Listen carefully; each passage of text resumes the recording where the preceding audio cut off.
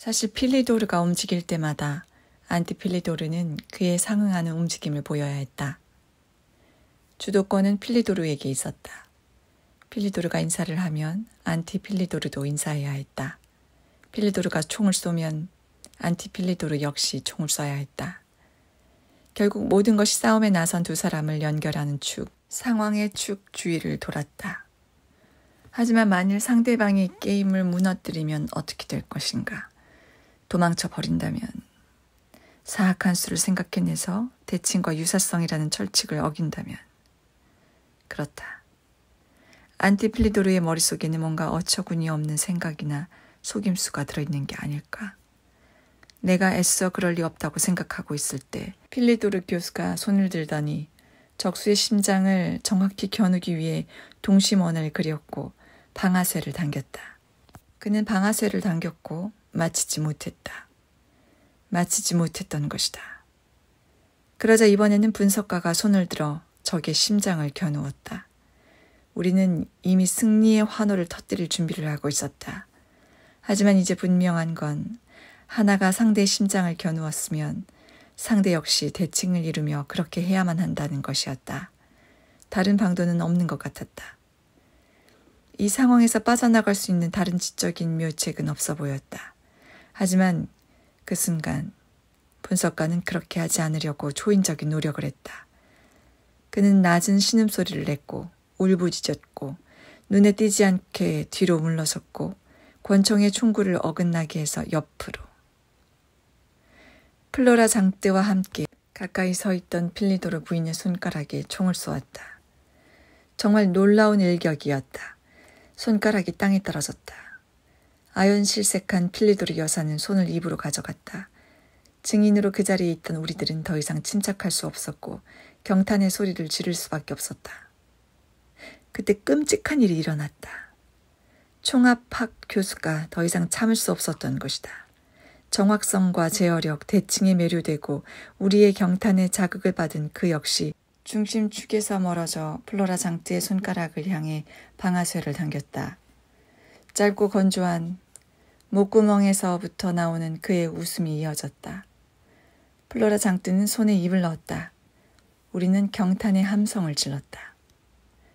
그러자 분석가가 다시 방아쇠를 당겨 손을 입에 대고 있는 필리도르 여사의 또 다른 손가락을 날려버렸다. 우리는 경탄의 함성을 질렀고 4분의 1초 후에 총합 론자 역시 다시 방아쇠를 당겼다.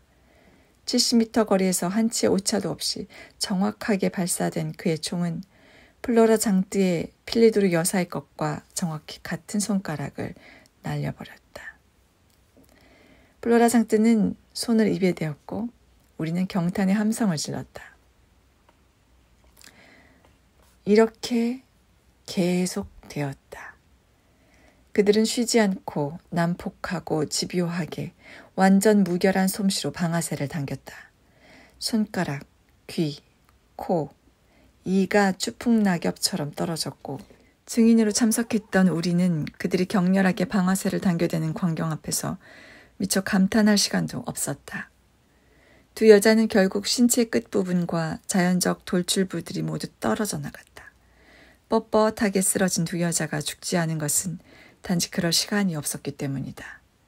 그리고 어쩌면 그토록 놀라운 솜씨가 발휘되는 대상이 되고 있다는 데에 대해서 어느 정도 기쁨을 느꼈던 것 같다. 마침내 총알이 다 떨어졌다. 콜롬보의 대가가 쏜 최후의 한 발은 필리도르 여사의 오른쪽 폐 제일 윗부분을 관통했고 레이디의 대가가 쏜 최후의 한 발은 플로라 장뜨의 오른쪽 폐 제일 윗부분을 관통했다. 우리는 감탄의 함성을 터뜨렸고 다시 침묵이 흘렀다.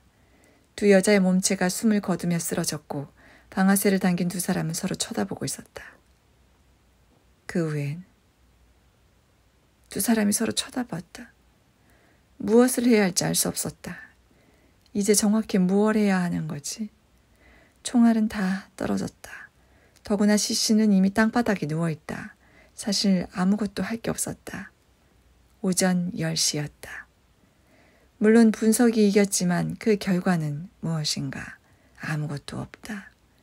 총합 역시 이겼다고 할 수 있지만 결과는 역시 아무것도 없다. 필리도르는 돌멩이를 주워 참새에게 던졌다. 하지만 돌은 빗나가고 참새는 날아가 버렸다. 태양이 내리쬐기 시작했다. 안티필리도르는 흙 한 줌을 쥐어 나무 기둥 쪽으로 던져서 맞췄다. 그 다음엔 필리도르가 암탉을 겨냥해서 맞췄다. 암탉은 덤불 속으로 숨었다. 두 학자는 서 있는 곳을 벗어나 각자의 자리로 돌아갔다. 안티필리도르는 제지 오르나에서, 필리도르는 바베에서 그날 저녁을 보냈다. 안티필리도르는 까마귀를 사냥하기 위해 건초더미 아래 매복 중이었고, 필리도르는 거리의 가스등을 보고는 50발자국 떨어진 곳에서 겨냥을 하여 마치려고 했다. 이렇게 그들은 자신들이 사용할 수 있는 것을 사용해서 역시 방아쇠를 당길 수 있는 곳에 방아쇠를 당기면서 세상 어딘가를 쏘다녔다. 그들은 노래를 흥얼거렸고 특히 유리창을 깨뜨리는 것이 재밌었다. 또 발코니에 서서 지나가는 사람들의 모자에다 침 뱉기를 좋아했다. 마차를 타고 돌아다니는 거물들을 맞힐 수만 있다면 정말 굉장한 성공일 텐데. 필리도르는 전문가가 다 되어서 성냥 상자를 불꽃 위에 던지면서 촛불을 끌 수 있을 정도가 되었다. 그들은 또한 기병총을 가지고 개구리를 쫓고 활을 들고 참새 쫓는 걸 좋아했다. 또 때로는 다리 위에서 종이 조각이나 풀잎을 던지면서 놀았다.